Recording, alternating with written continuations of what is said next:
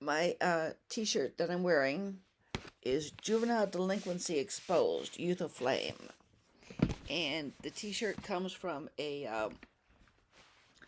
poster that was used to sell the 1944 film Youth Aflame. And it's one of the things I wrote about, one of the four movies I wrote about in this article published in Nostalgia Digest. Okay, here's my article. It says, "Oh, you kids," and it's talking about four different films that were released in 1944. Um, and there was concern in those days about juvenile delinquency. And part of the problem was dads and older brothers were away fighting World War II, and mom was at the factory being Rosie the Riveter to help support the war effort. And there wasn't very many people around to watch the kids, and a lot of them teenage kids got into mischief. Okay, the Youth Runs Wild. I never actually saw this movie. I only saw excerpts from it and a trailer for it. It made the connection between the fact that the war was going on and juvenile delinquency. And it also had a teenage girl, an actual teenager, at least in those days. She's probably would be 100 if she's alive now. Um, Ruth Clifton came up with the idea to have youth recreation centers where young people could go there and be their young rambunctious selves, dance, or which, I mean, there's some religions don't allow dancing, but most do. They could dance, drink punch, socialize, and but not get into you know get into mischief or into crime. Okay, and that was what Youth Runs Wild was kind of based on. Now, Youth Aflame. Here's a thing from Youth Aflame. This film doesn't actually mention the war years. It doesn't mention that the war is going on, but it does talk about the fact that the teenagers are running the streets, running wild, getting into trouble, stealing, and there's a mention of stealing and underage drinking in this film. And I really did like it. This is actually a kind of favorite of mine is Youth of Flame. So I encourage you to see it if you can.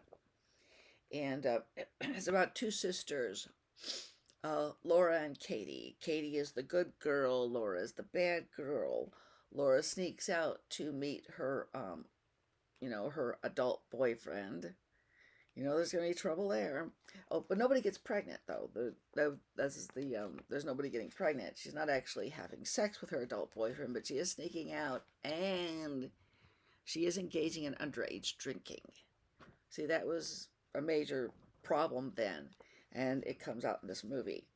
And the other movies dealt with include Delinquent Daughters, and Delinquent Daughters um, starts exposing the fact that the kids are getting into trouble because one young lady who was a teenager committed suicide. And so the cops go to the high school to try to check things out, find out what's going on. And, sure enough, some of the kids are going into some wild parties, you know, drinking alcohol before they're legally able to, and that sort of thing. Okay, and then the final one was I Accuse My Parents. Here's a thing from that one, picture from that one.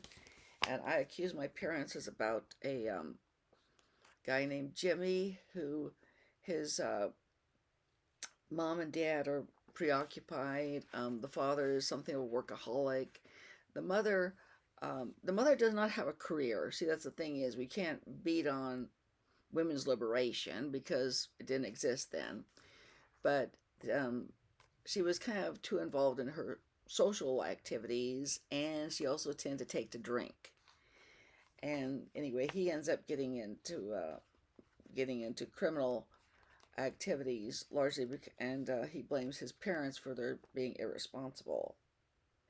Now, one of the odd things about it is that there's a lot of things that were said in these films that you might not say in a film today, or if you did, it would kind of get you in trouble. Police work is a man's job. Guns aren't for girls. Okay.